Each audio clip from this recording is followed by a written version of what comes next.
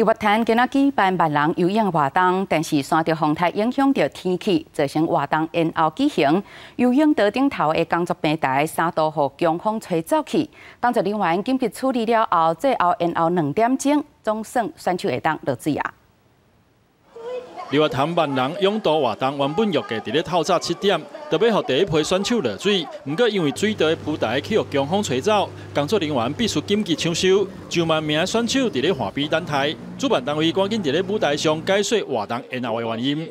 昨天早上让我们的浮台这个风吹走了一次，昨天下午也又吹走了一次，我们已经都把它布置好，按照以往。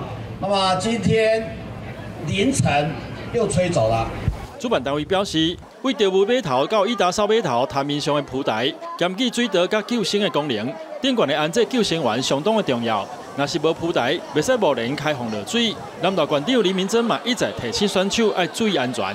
希望各位往右边来游右边这边都已经有布置这个临时的这个浮台在那边照顾各位所以大家自己的安全一定要小心。往年立月潭泳道上早落水的时间是7点，不过今年一直延后到9点才开放落水，是立月潭泳道活动举办36年来第一届。真侪选手一开始也够烦恼可能取消活动，加在上尾活动嘛是顺利进行。记者南投综合报道。